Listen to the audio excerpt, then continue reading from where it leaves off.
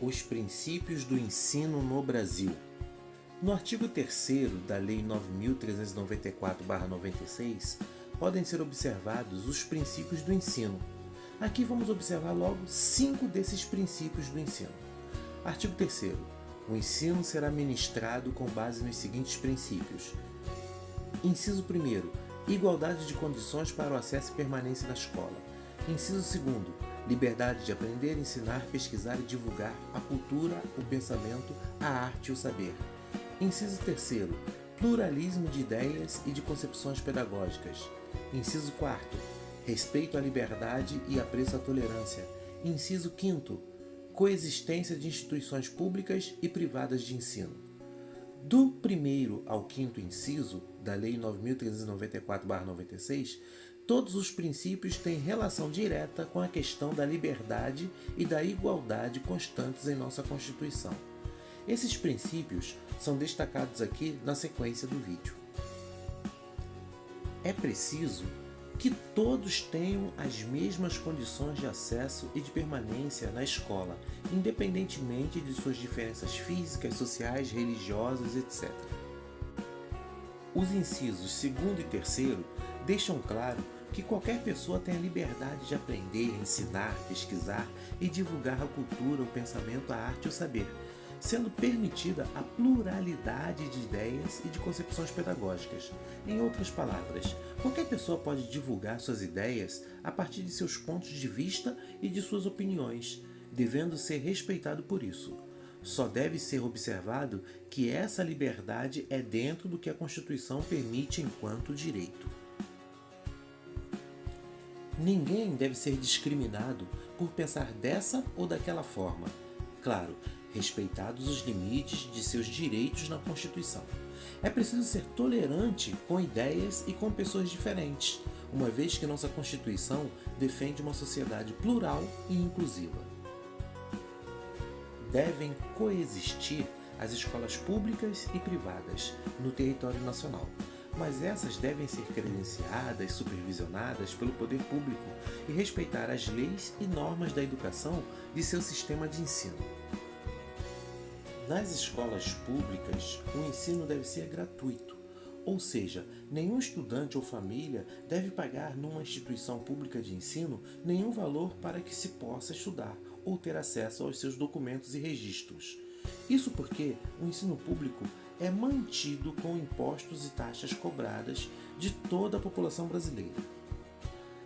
A valorização do profissional da educação escolar pode se manifestar em seus ganhos financeiros, na melhoria das estruturas das escolas, física, humana e material, por meio de formação continuada, inclusive capacitação e especialização, de uma relação adequada entre espaço e número de educandos por sala de aula, sempre visando o interesse do ensino, da participação desses profissionais na elaboração das políticas públicas educacionais, etc. De nada adianta ter um excelente salário, não que isso não seja importante, se as condições de trabalho não são boas. Sem essas condições, o profissional fica desgastado, podendo mesmo desenvolver problemas de saúde. O ingresso desse profissional nas redes públicas de ensino deve ser realizado exclusivamente por meio de concurso de provas e títulos, para evitar privilégios, e ainda as redes públicas de ensino devem observar o piso salarial nacional para os profissionais do Magistério Público da Educação Básica, instituído pela Lei 11.738/08. Elaborada no auge do processo de redemocratização do país, após 21 anos de ditadura militar, a LDBN não podia deixar de corroborar com um constante na Constituição, que é a gestão democrática do ensino público. Essa é a contribuição da principal lei de educação brasileira para uma sociedade mais democrática e participativa. A gestão democrática do ensino público se manifesta por seus 2 princípios e mais importantes mecanismos: a participação dos profissionais da educação escolar, da educação básica, na elaboração da proposta pedagógica da escola, comumente conhecida por Projeto Político Pedagógico, PPP, e a participação das comunidades escolar e local em conselhos escolares e equivalentes, como se observa no artigo 14 da Lei 9.394/96. Outro importante princípio do ensino no Brasil, segundo a Constituição e a LDBAN, é a garantia do padrão de qualidade.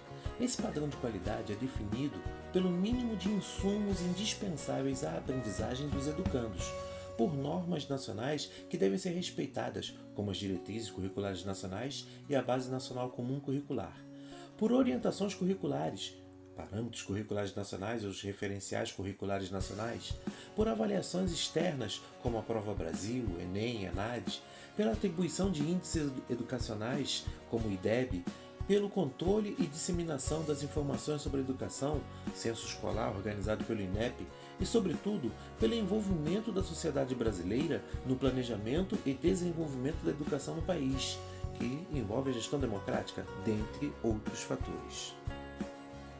Ao se observar os princípios do ensino que tratam da valorização da experiência extraescolar e da vinculação entre a educação escolar, o trabalho e as práticas sociais, percebe-se que tais princípios visam associar a educação escolar à vida em sociedade e revestir-lhe de sentido e significado, possibilitando a construção de conhecimentos significativos por parte dos educandos.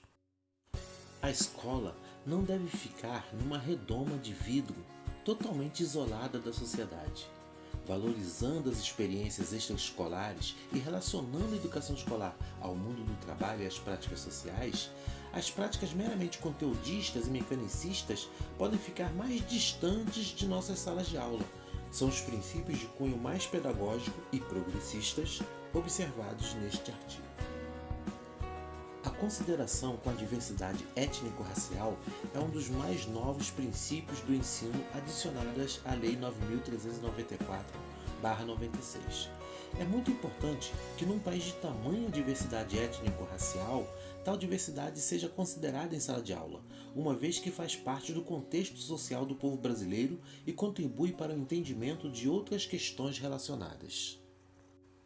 Por fim, o último princípio do ensino apresentado no artigo 3º da LDBAN garante que todo brasileiro tem direito à educação e à aprendizagem ao longo de sua vida, não resumindo esse direito apenas à idade relacionada ao ensino obrigatório. Terminamos nosso passeio pelo artigo 3º da Lei 9.394/96, que trata dos princípios do ensino no Brasil. No próximo vídeo, abordaremos o dever do Estado com a educação escolar pública.